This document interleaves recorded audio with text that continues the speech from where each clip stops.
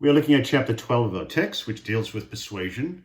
The last section we looked at dealt with the elements of persuasion, and we didn't get to argument fallacies. Argument fallacies constitute most of chapters 13 and 14, so we'll get to more of that. So the section here in this chapter is largely an overview of some specific fallacies. So let's get right into it. Ad hominem, or attacking the person, is the first type of fallacy. And this occurs when you attack the speaker and their morality, who they are as a person, rather than trying to dismantle their ideas. A red herring occurs when a speaker attempts to divert the attention of the audience to something else, away from the matter at hand. So a child might be told to take your shoes off the table, and he or she might respond with, well, these are boots, not shoes.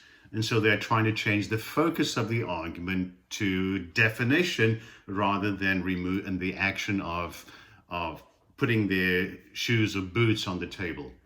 A hasty generalization is a fallacy when the speaker draws a conclusion from too few examples or evidence, or an unrepresentative sample. So 2 out of 3 doctors, or if I said smoking causes lung cancer, and I only have 2 individuals in my sample size, it's a hasty generalization.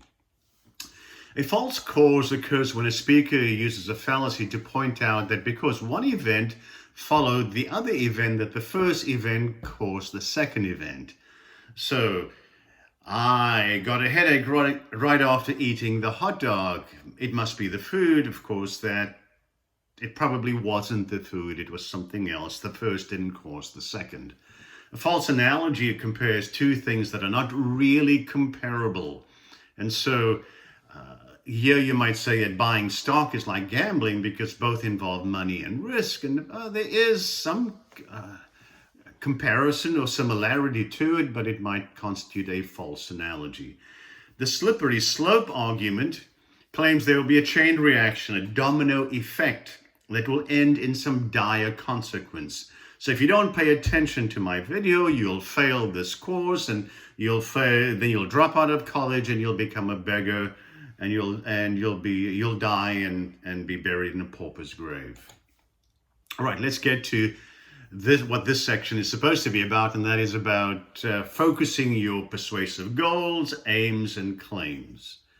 So let's go back to the definition of persuasion, and that is the process of attempting to change or reinforce attitudes, values, beliefs, or behavior.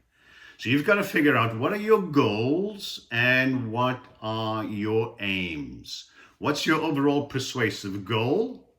And what are your narrower persuasive aims? So it sounds a little confusing, but hang on.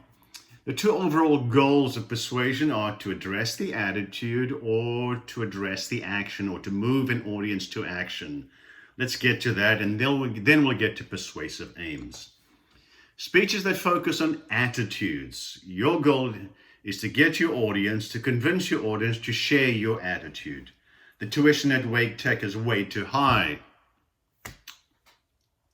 Too many high school students vape, right? The way you approach your goal, of course, depends on the nature of your audience. If it's a negative audience that is hostile, you want to change their opinions and you have a challenge. But when you address an audience that shares your point of view, as we said earlier, your job is to reinforce existing attitudes. Speeches that require action are more difficult because your goal is to bring about actual change. So you may ask your listeners to sign a petition, to make a purchase, to attend a rally, to stop smoking, to start vaping.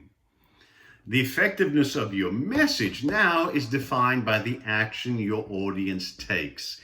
If they take the action that you specify, then your speech has been successful. Motivating your audience to act is more difficult than changing their attitude because it requires attention to, or establishing the connection between attitudes and behavior, and using emotion to change their behavior. Persuasive aims are a little bit different. They are narrower. And so there are basically four persuasive aims. The first is adoption.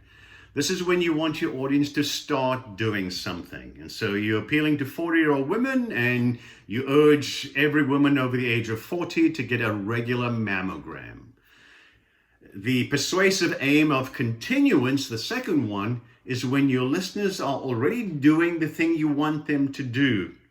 So you want to maintain their commitment to a smoke-free environment, to never pick up vaping. So continue what you already are doing. Speeches that urge continuance are necessary, especially when there is attempts and counter-persuasion or pressure to change.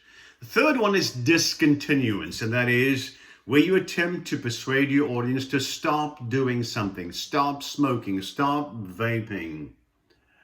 All right?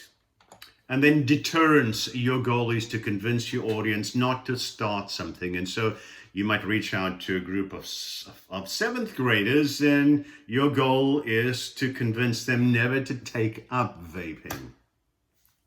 So speeches that focus on deterrence respond to problems that can be avoided. Now, in the next segment, we'll look at types of persuasive claims.